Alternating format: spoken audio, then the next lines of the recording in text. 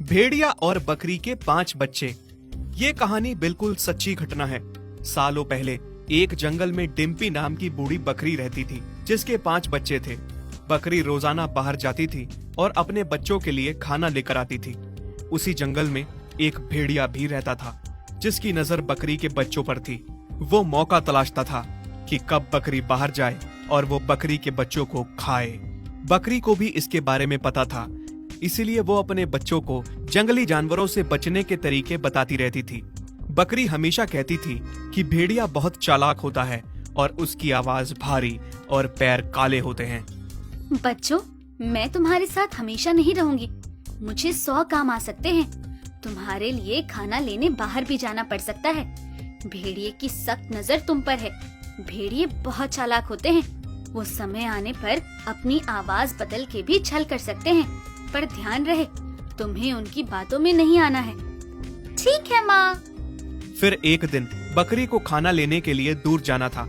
उसने अपने सारे बच्चों को बुलाकर समझाया और कहा, मेरे प्यारे बच्चों, मैं तुम्हारे लिए खाना लेने जा रही हूँ और आज खाना लेने दूर जाना पड़ रहा है।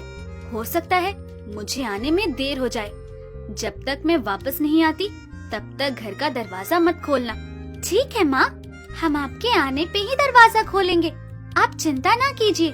सभी बच्चों ने कहा कि वो अपना ख्याल रखेंगे और माँ को खुशी खुशी विदा कर दिया। बकरी के जाने के बाद ना जाने कैसे भेड़िए को भनक लग गई कि बकरी घर पर नहीं है, बच्चे अकेले हैं। आज तो बहुत मजा आएगा। बकरी के छोटे छोटे बच्चे खाने को मिलेंगे। मुझे तो अभी से मुंह में पानी आ रहा है। इतनी देर में भेड़िया वहां आ पहुंचा और दरवाजा खटखटाने लगा। बकरी के बच्चों ने एक साथ पूछा कि कौन है। तब भेड़िए ने कहा, बच्चों, मैं तुम्हारी माँ हूँ। है माँ? माँ इतनी जल्दी कैसे आ सकती है? नहीं, तुम हमारी माँ नहीं हो। हमारी माँ की आवाज ऐसी नहीं है। हमारी माँ की आवाज तो बहुत सुरीली और प्यारी है और तुम्हारी आवाज बहुत भारी है, कौवे की तरह बदसूरत। हाँ, सारे मुझ पे और मेरी आवाज पे हंस रहे हैं। ये बच्चे इतनी जल्दी हाथ आने वाले नहीं हैं। बकरी ने इन्हें खूब समझाया बुझाया है। तब भेड़िया सोचने लगा कि बच्चे इतनी आसानी से हाथ नहीं आएंगे। उसे पता था कि शहद चखने से आवाज मीठी हो जाती है। उसने जल्दी से जंगल के आसपास मधुमक्खियों का छत्ता ढूंढा और शहद खाने लगा। तभी मधुमक्खियों का झुंड भेड़िए पे बरस पड़ा और डंक मारने लगा। चोर भेड़िया हमारा शहद चुरा रहा है, भाग जाओ यहाँ से। आज मुझे शिकार फंसाना है और उसके लिए मुझे अपनी आवाज मीठी करनी है। शहद तो खा के ही रहूंगा, चाहे जितना डंक मारे। भेड़िया ने मधुमक्खियों से खुद को जैसे तैसे संभाला और दोबारा बकरी के घर पहुंचा। भेड़िया ने फिर दरवाजा खटखटाया और कहा कि बच्चों, दरवाजा खोलो। बच्चों ने पूछा, कौन है? तभी भेड़िए ने उनकी माँ की आवाज में बोला, मैं तुम्हारी माँ हूँ। इस बार मधुर आवाज सुनकर बच्चों ने सोचा कि शायद उनकी माँ ही आ गई। उनमें से छोटा बच्चा बहुत चालाक था। उसने कहा, रुको, ऐसे ही किसी के भी झांसे में मत आओ। मुझे पहले देखने दो। बच्चे ने दरवाजे के नीचे से देखा। ये हमारी माँ नहीं है, ये तो कोई और है जो माँ की आवाज बदल के हमें बेवकूफ बना रहा है। इसके पैर तो काले हैं। सभी बच्चों ने चिल्लाते हुए कहा कि तुम हमारी माँ नहीं हो। हमारी माँ के पैर गोरे हैं, लेकिन तुम्हारे पैर काले हैं। तुम्हारे पैर तो भालू जैसे काले हैं। तुम भेड़िए हो। बड़े ही चालाक बच्चे हैं। अब क्या करूं? लगता है आज अरमानों पे पानी फिर जाएगा। एक बार फिर से भेड़िए को खाली हाथ लौटना पड़ा। लौटते समय उसे रास्ते में एक आटे की चक्की दिखी और भेड़िए के दिमाग में एक तरकीब सूझी। आहा, बकरी के बच्चे कह रहे थे उनकी माँ के पैर गोरे हैं, तो मैं भी अपने पैरों को गोरा कर लेता हूँ। उसने जल्दी जल्दी जमीन पर बिखरे आटे को अपने पैरों पर लगाया। अब भेड़िए के पैर भी सफेद हो गए और वो दोबारा बकरी के घर पहुंच गया और दरवाजा खटखटाने लगा। कौन है? फिर भेड़िए ने आवाज बदलकर दरवाजा खोलने के लिए कहा, बच्चों, दरवाजा खोलो, मैं आ गई तुम्हारे लिए खाना लेकर। जल्दी दरवाजा खोलो। इस बार आवाज भी माँ के जैसी थी और पैर भी सफेद थे। ये देखकर सब दरवाजा खोलने के लिए आगे बढ़े। तभी बकरी का सबसे छोटा बच्चा बोला, ये माँ नहीं है, मुझे कुछ गलत महसूस हो रहा है, दरवाजा मत खोलो। लेकिन किसी ने उसकी बात नहीं सुनी और दरवाजा खोल दिया।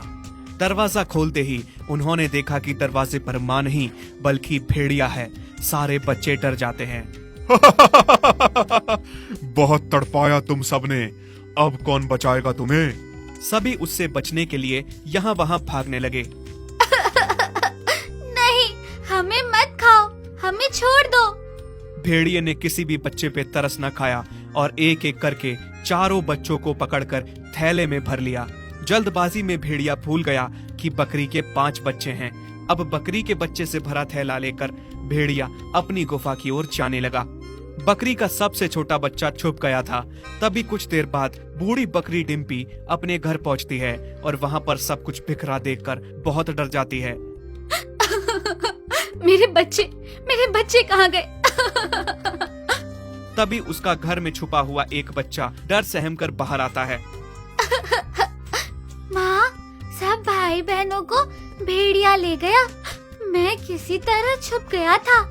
सभी बात सुनकर डिम्पी बहुत घबरा गई कि कहीं भेड़िया उसके बच्चों को कोई नुकसान न पहुंचा दे। वो भेड़िए को सबक सिखाने और बच्चों को बचाने के लिए उस गुफा की ओर चल पड़ी। उधर बच्चों को उठाकर ले जा रहा भेड़िया चलते चलते थक गया। उफ, मैं तो बहुत थक गया। ऐसा करता हूँ, थोड़ी देर बैठ के आराम कर लेता हूँ। भेड़िया रास्ते में एक पेड़ के नीचे आराम करने के लिए बैठ गया। बैठे बैठे उसे नींद आ गई। तभी बूढ़ी बकरी डिम्पी वहीं पहुंच गई।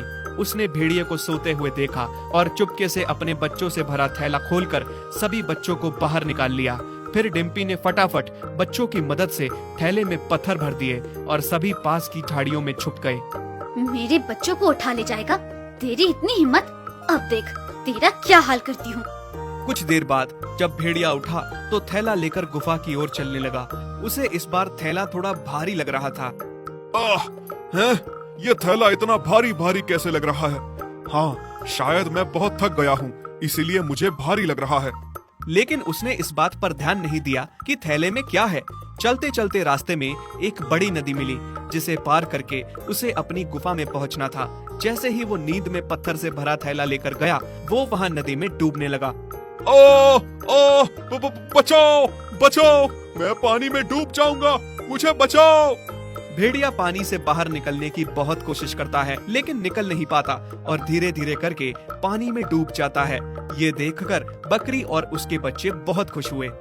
शुक्र है माँ, तुम समय से आ गई और हमें बचा लिया।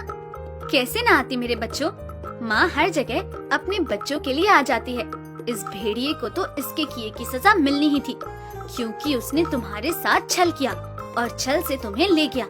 किसी के भी साथ धोखा या छल नहीं करना चाहिए। गलत करने का नतीजा भी गलत ही होता है। उसका नतीजा उसे मिल गया।